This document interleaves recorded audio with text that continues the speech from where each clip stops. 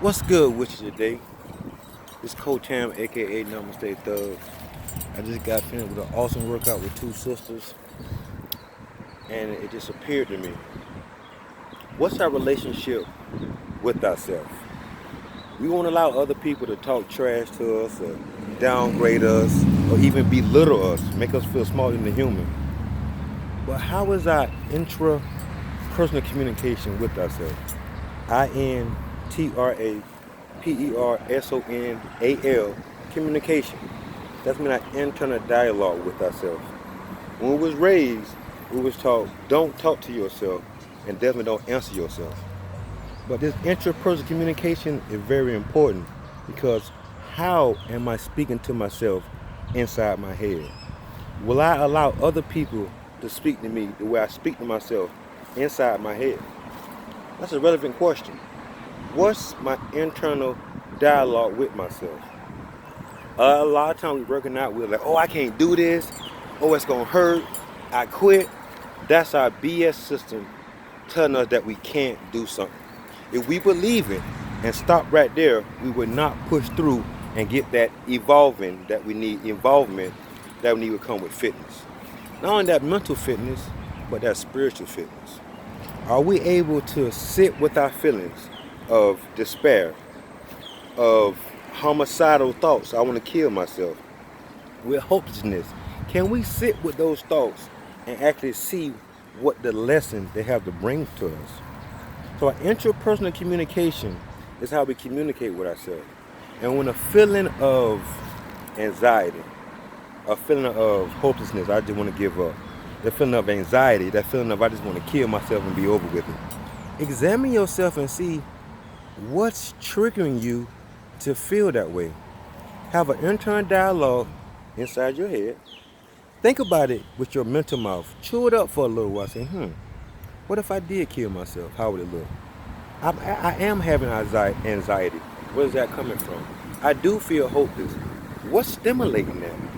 Question those emotions and be mindful with your interpersonal communication when it comes to you.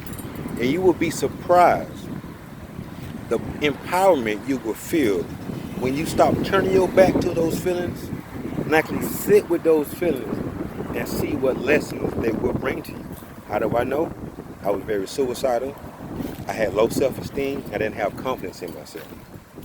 When I started meditating, breathing in my nostrils, out my nostrils, that helped that amygdala, that animal brain, stop putting that fight or flight. And continuing meditation, it shrinks that part of the amygdala or the animal brain we call it. And the gray matter we call prefrontal cortex expands. Self-confidence, the ability to move forward, self-esteem. How do we feel about ourselves? All these things can be referenced to our intrapersonal communication. What's my internal dialogue with myself? What I'm hearing, what I'm vibrating backwards and forth in my walls. Check that. If a feeling comes up, examine, okay, let me feel this. Let me see what the lesson is. Once I get the lesson, I can release the feeling from that. But if we don't sit with it, if we resist it, it will persist. So internally, check yourself and see what's triggering these emotions and what's triggering this toxic internal dialogue that I'm having with myself about myself.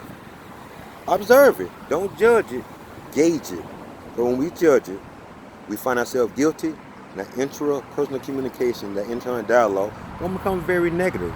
It takes us 3 seconds to be involved with a negative thought before our body manifests that same feeling. What we think about expands. Check your interpersonal communication and see what your dialogue is with yourself. If it's not loving, if it's not encouraging, and it's not going to increase your self-esteem and your confidence, don't engage with it. Pause for a second. Breathe in your nostrils, out your nostrils, and count backwards. 3, 2, 1, 0. That gives you the ability to observe what you're feeling and now make a choice. Should I move forward with it, or should I just allow it to pass, just like the clouds are? So interpersonal communication is very key to our emotional well-being, to our physical well-being and to our spiritual well-being. Check it. If you don't let other people disrespect you, stop disrespecting yourself with that intrapersonal communication that's not uplifting, that's not unconditional, that's not compassionate. In the box down low, give me a comment. If what I'm saying makes sense, give me a thumbs up. Let me know if you're with me. Alright? Namaste Thug. Remember, love yourself unconditionally. And that way, your health will manifest as your will. Namaste Thug. Peace.